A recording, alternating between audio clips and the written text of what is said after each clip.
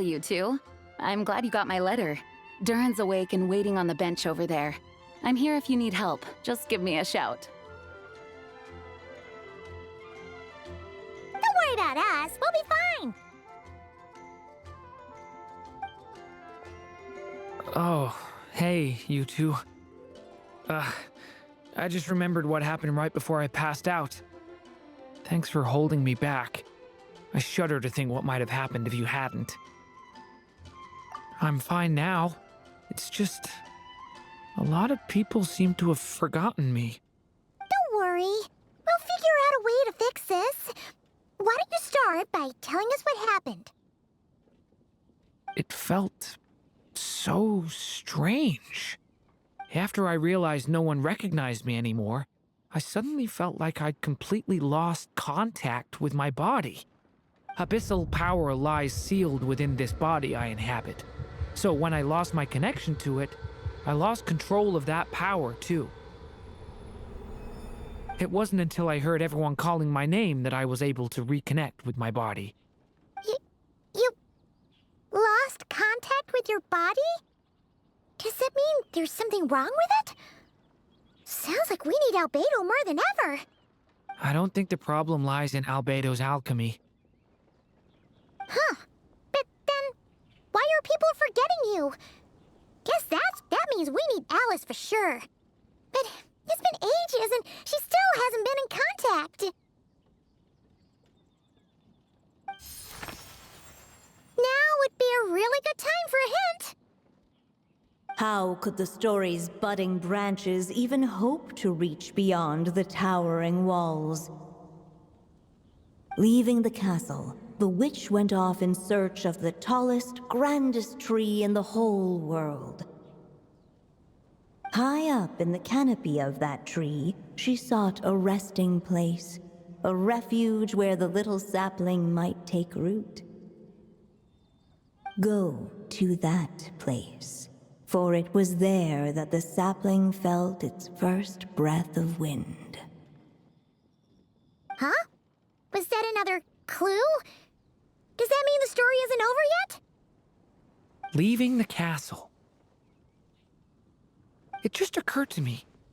If this story is all about my own experiences, then wouldn't what happened after I left Simulanka be part of it too? But how could she possibly know exactly what would happen? And even if she did, how could we know when the story was complete? Yeah. Since we can't reach Alice right now, we'll just have to get to the bottom of this ourselves. But first, we gotta figure out where this riddle wants us to go. The tallest, grandest tree in the whole wide world. Huh. The only place that ever gave me that feeling was the one I ended up in right after leaving Simulanka. They had great coffee there, too. And so many books you'd never run out of things to read. Think about it. Our search in Mondstadt began in a library, right?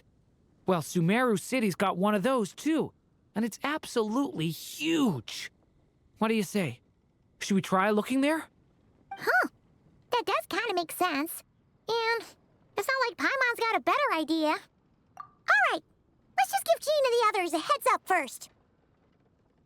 Well, it sounds like you've got a plan, so I won't interfere.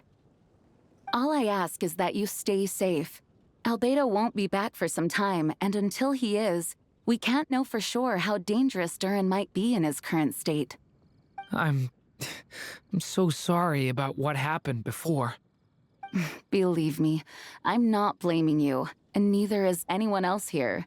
If anything, it's the opposite. We're all just worried about you. Worried? About me? Come with me. I want to show you something.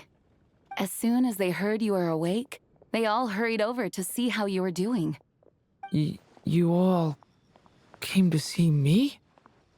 A little birdie told me you're working on finishing a storybook. So maybe all those people losing their memories is just a plot twist waiting to be resolved. Miss Lisa, you always seem to know how to put my mind at ease. Please, everyone, don't worry about me. When I get back, I'll find a way to complete my mother's story, and the one we started, too.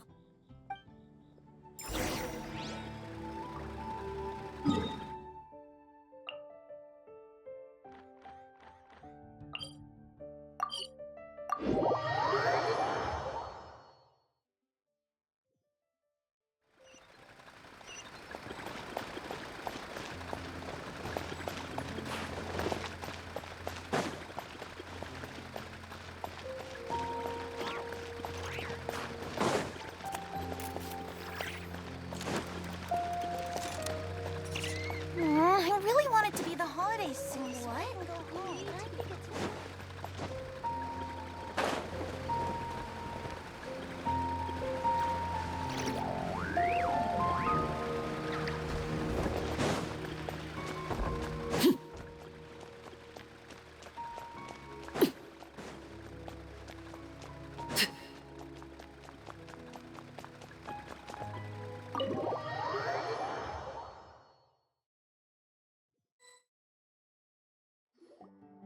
Whew.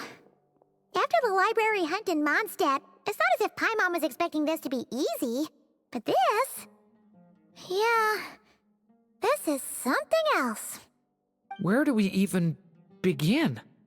Even the clue this time seemed kind of cryptic. Yeah. Guess the best we can do is stay on the lookout for more weird things going on. Huh? Sorry, what was that? I'm here to return Volume 5. According to the catalog, Volume 5 of this series is not available for loan. I can't accept the return of a book that was never checked out in the first place. Let me put it this way. My copy is complete.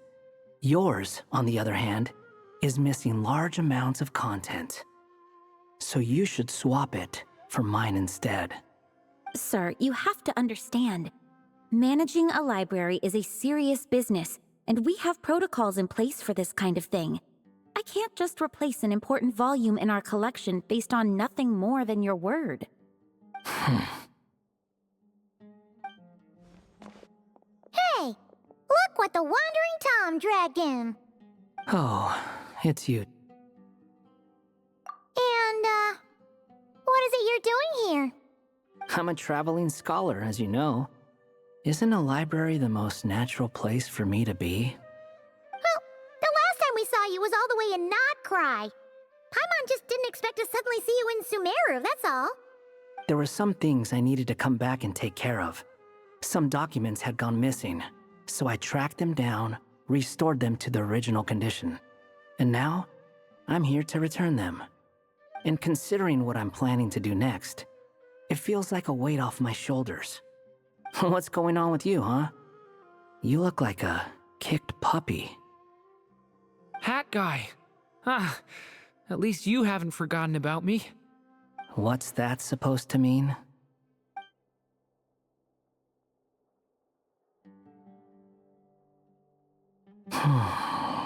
So it's been getting worse.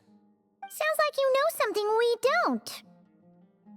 After he left Simulanka, he spent some time traveling Sumeru with me.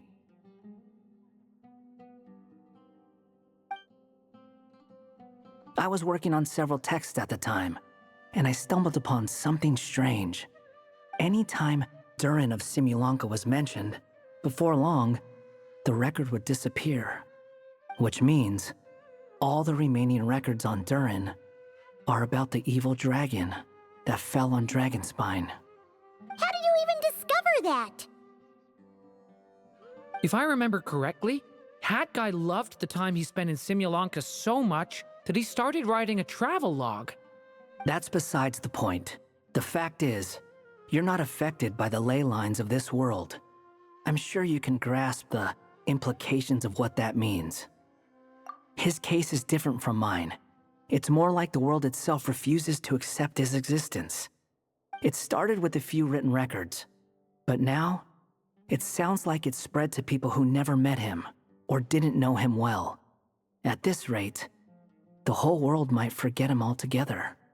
The whole world? But that includes all my friends in Mondstadt. And even Hat Guy, too.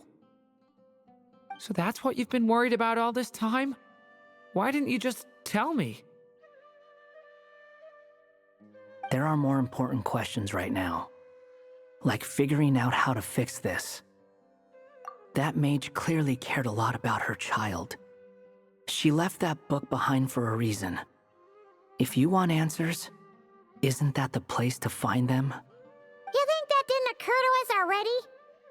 Problem is, we need to find the memory that unlocks the next chapter first. Mind if I take a look? I just want to know what secrets this book is hiding. Besides, I've run into a bit of red tape, so I've got time. Of course. Be my guest. So, the memory we've been looking for was about you all along?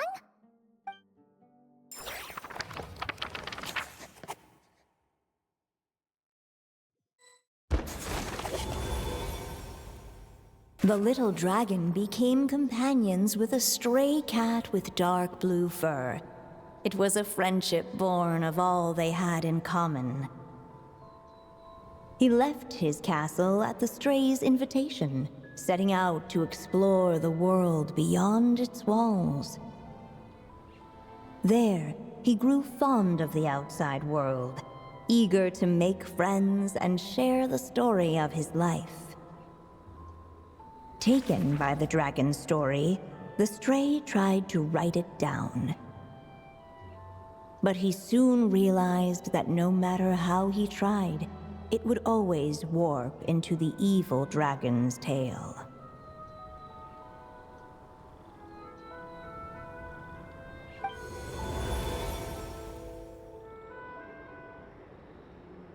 So, this is the world where this chapter takes place? Looks like we're at the top of some kind of gigantic tree. This one must be about what happened to me when I first arrived in Tevat. No wonder the memory that unlocked it was about Hat Guy. Most of my memories from that period were. Hold on. Anyone want to explain how I ended up looking like this? Maybe you've become a character in the story too. You see me as a stray cat? A wandering Tom, to be exact. You should count yourself lucky. Of all Durin's friends, your character is by far the most memorable. Maybe it's because I've known Hat Guy for longer, so my impression of him is more vivid than the others. Vivid? Then how come you haven't changed one bit? Guess that means the impression the Traveler left was so vivid, it didn't need changing.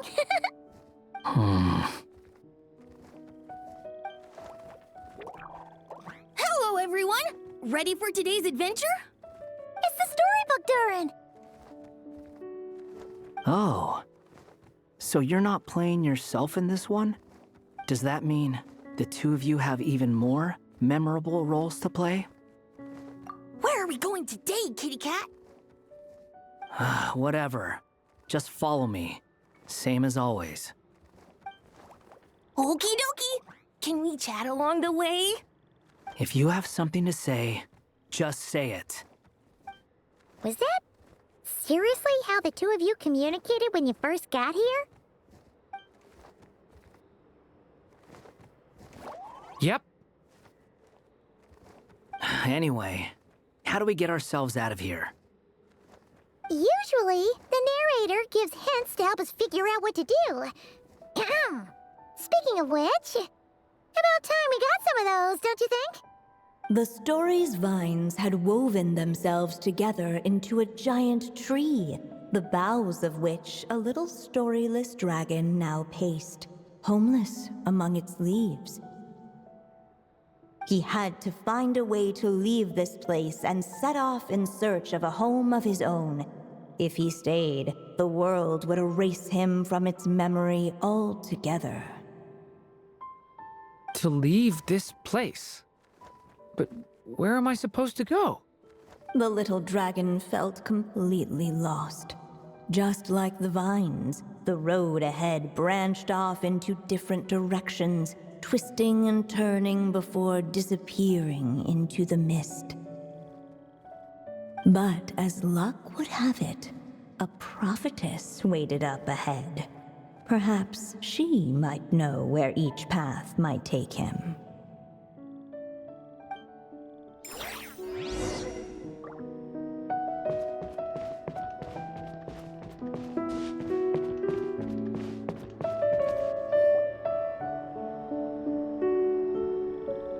Oh, you must be the little lost dragon.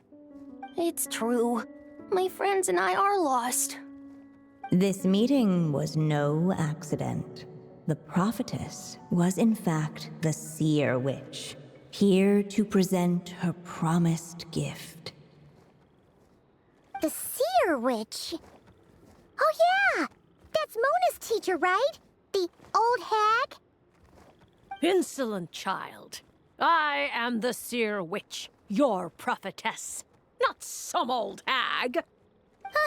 Sorry!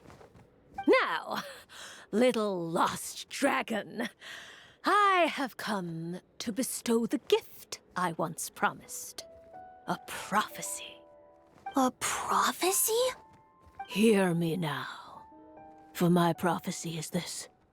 One day, the dragon from beyond the castle shall be reborn, and none may avert its coming. The wind took the prophecy and swept it off into the distance. And so, the little dragon was shown a path to wander.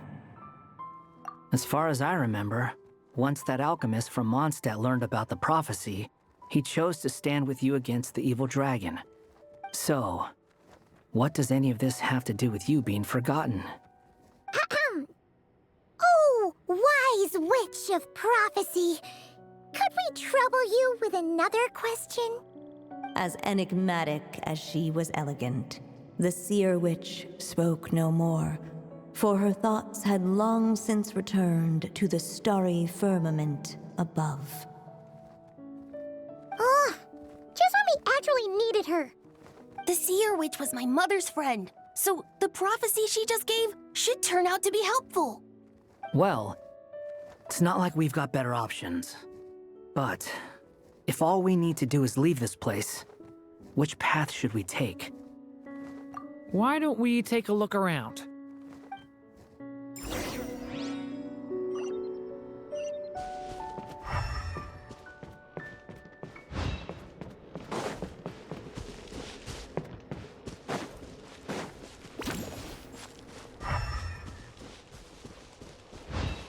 The wind kept blowing, but the little dragon had not yet resolved to follow it.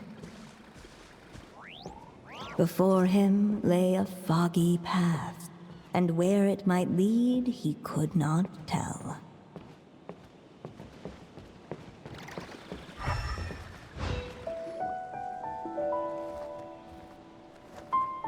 If we go this way, we'll be heading back to Mondstadt, just like we planned.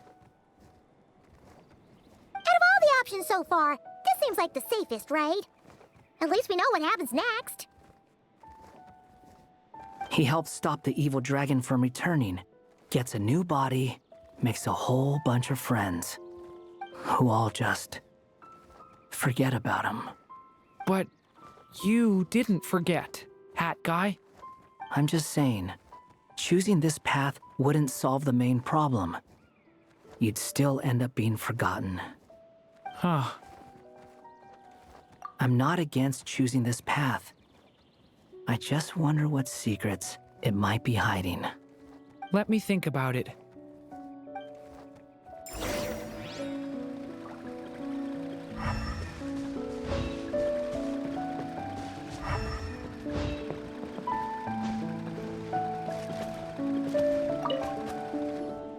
Hold on! That looks familiar! Yep, that's the Durin, all right. But what's it doing here? Beside the story's branches, there appeared an origami boat from another tale. Judging from the narrator's reaction, It probably wasn't meant to be part of this chapter. This was the exact boat that Hat Guy and I rode when we set off to explore Tavat. Wow! So we can actually ride it? Of course. And it can even fly. Back in Simulanka, me and my friends used to be able to hop on and get almost anywhere in no time. Whenever I'm lost in Tavat, I can't help thinking about it. Imagine how great it would be if they had something like this there, too. So did the little dragon become enraptured by this fantasy. And fantasy it was, for in the world beyond the castle, no paper boat had ever flown before. Oh, yeah. How could a paper boat even fly? Oh, way to kill the mood, narrator! In the world beyond the castle, no.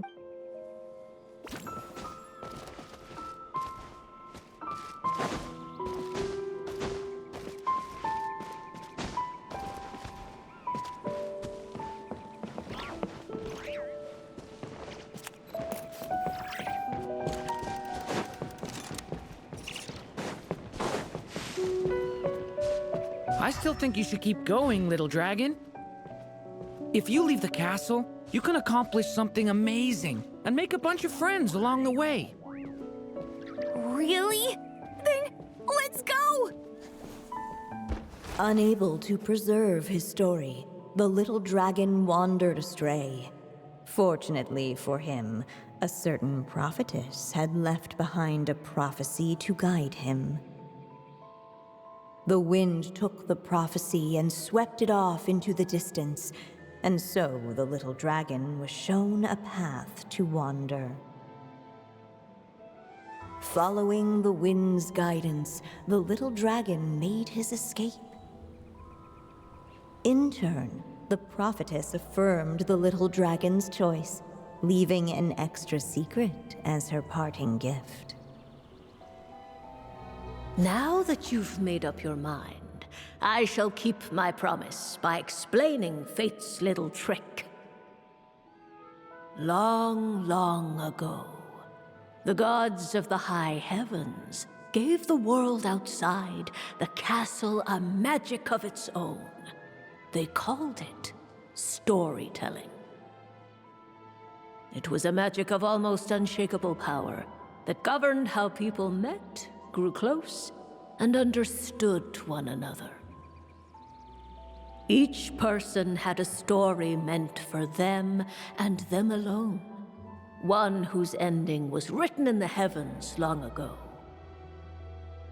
In truth, your story and the evil dragons are simply two versions of the same tale, and that is something the magic of storytelling cannot abide.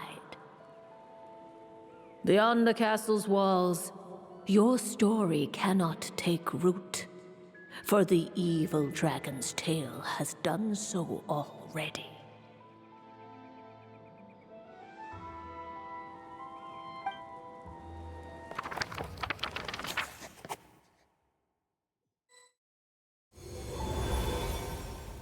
So, that was the secret?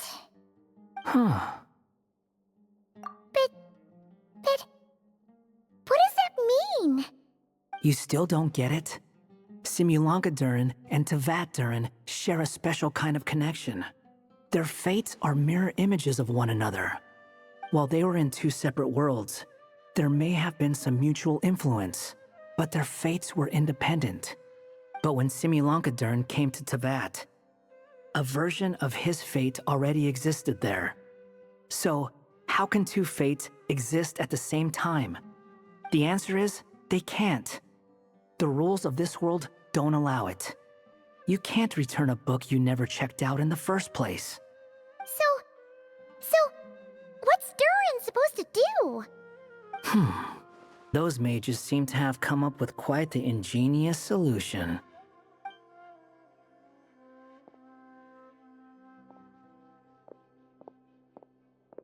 I'm here to make a return. As I said, there's no record of Volume 5 of this series ever being checked out. Then just think of this as Volume 6. Based on what I know, the author was planning on publishing another volume anyway. The catalog does have a slot reserved for Volume 6. So, this is it? Sure, let's go with that. All you need to know is, I'll be the one writing this series from now on. You...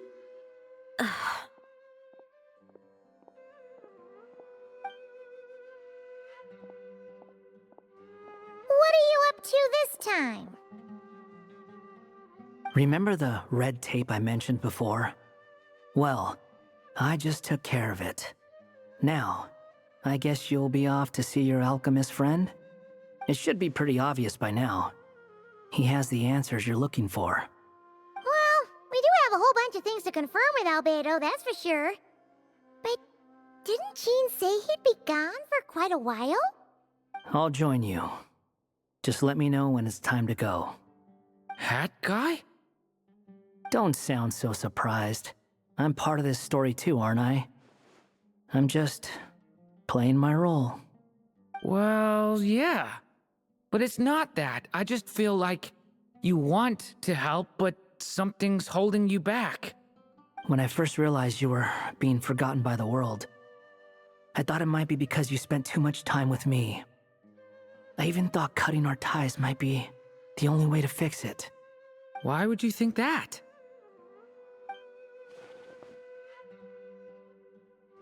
It doesn't matter now. Judging from the answer this book has given us, I was probably overthinking it. Just as well, with the ley lines rejecting him like this, the people who still remember him are his only remaining connection to this place. If that last fragile tie was broken, who can say what devastation his unbound body might unleash? And to think I'm one of the people keeping you here, instrumental in helping change your fate.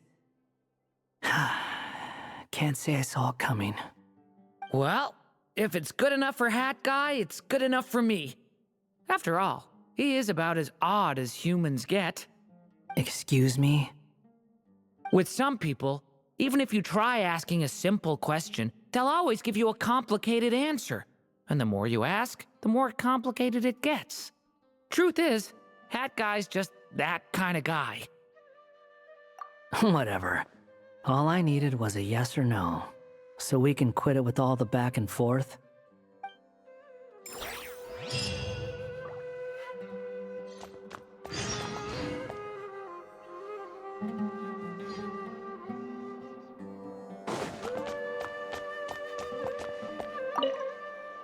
I'm sticking around for the next few days. So, when it's time to go, you know where to find me.